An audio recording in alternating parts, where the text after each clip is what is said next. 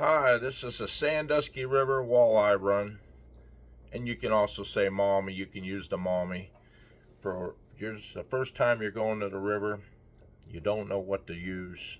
I'm here to help you.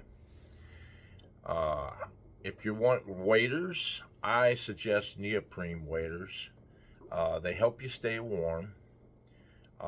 Get yourself a real heavy, thick pair of socks because early in the walleye run, the water's between 39 to 44 to 45. Water's cold. Get yourself a good stringer, a chain stringer.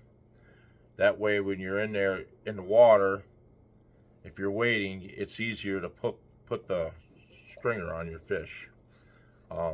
Get yourself a vest that you could have everything, all your jig heads, your twister tails, and your stringer in your vest.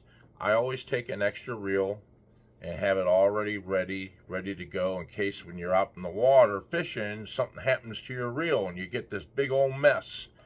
Just take your reel off, cut the line, put it back in your vest, put the other reel on, you're back, you're ready to go.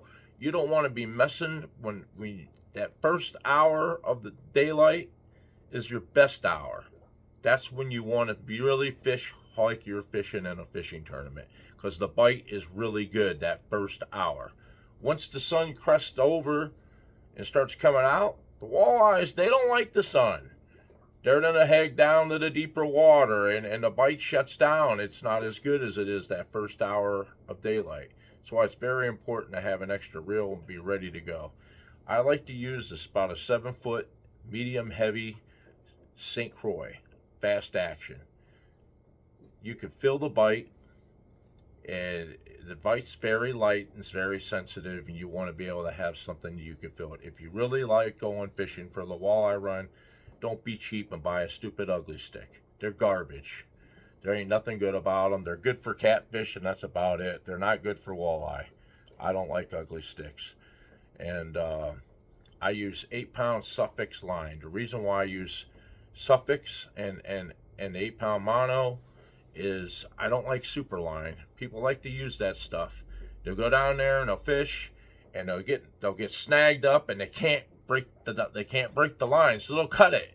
So the next time someone goes down there fishing, that line's in the water, and you're drilling, and you're going over that line. You're going over that line. Just messes your whole day up fishing at that if you're in a spot.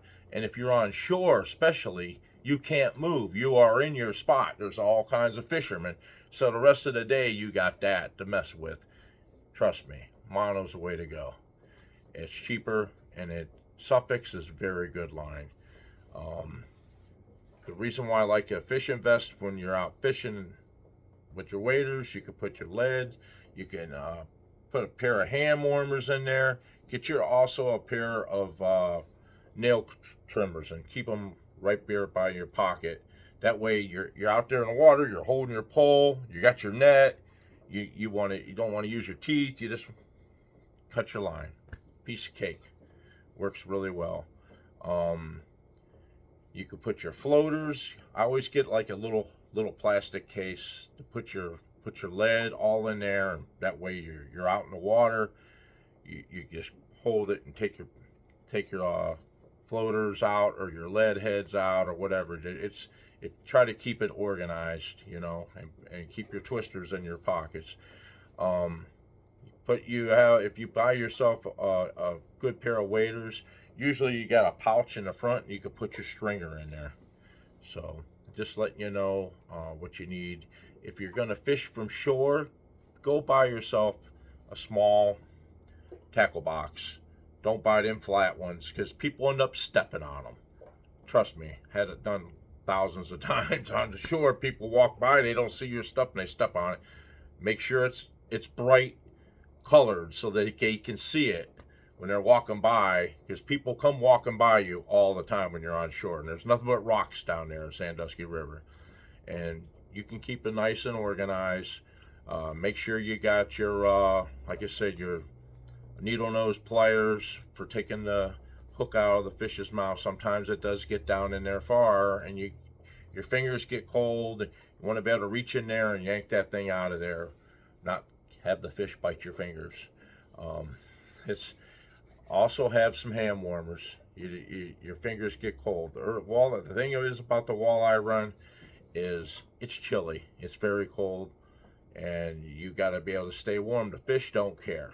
They like cold water. Walleye come early because they are a cold water fish. If you go out in Lake Erie in July, where are they at? They're in 50 foot of water. They more oxygen. They like cold water. That's where they're like trout. So you want to be able to stay warm. Even bring some matches or a lighter with you and keep it in your tackle box. They don't care if you burn up that driftwood all over the place on the shore. You can burn it up, make yourself a little fire. Hope you keep warm. So make sure you got yourself a lighter. And a little, maybe even some little bit of napkins to put in your tackle box for that early season if you're on shore to help you stay warm. Trust me, it is really nice to be able to warm up when you're out there fishing, because it is very cold early season in March. I've done it, and it sure is nice to have that. I mean, that's a tip people don't think about. You go down there, you got all your stuff.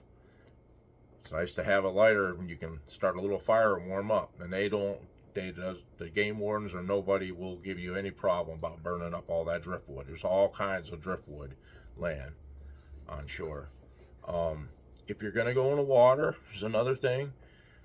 Get yourself a Ziploc bag and put your camera, your cell phone, in the Ziploc bag. If you fall in the water, you ruin your cell phone. Unless you got a really expensive waterproof cell phone. Most people don't. Something to think. You got a good tip to make sure you have. And make sure you get yourself a good landing net. I don't like a long one. One about that long, a little handle on it that we can scoop the fish up. Got to have yourself a landing net when you're out, especially when you're wading and then you're on shore. It's nice to have a net. And walleye just seem to always get off right when you get close to getting them in. They always seem to be ready to scoop them up. That's about it. I mean, make sure you got also another tip I could give you: get yourself your ball cap. I like having a ball cap because the sun comes down. Good pair of shades, but get yourself a ball cap that has a light. You'll thank me for it. You go down there at sunrise, you want to get your lures all tied up and put them all on. It's nice to have that light. And if you're in the water early in the morning, it's not really hard to see. Got that light. You can see and tie your knots. Older you get, you don't see as good. Like me, I'm in my 50s, so another good tip to have for you beginning fishermen that know what you got to do. But get there early before sunrise. Get your spot. Get everything ready. Like I said, if you had your ball cap, get everything all tied.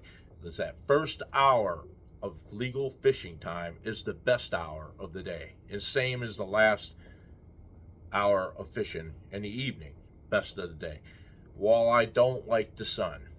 You will notice when you are fishing down there, you will have more luck that first hour than you will the rest of the day. Because once that sun creeps over the bank, they just seem like they move out to the deeper water and they go to the waiter guys, the guys on shore. You won't catch as many. You'll see what I'm talking about the more you go to the river.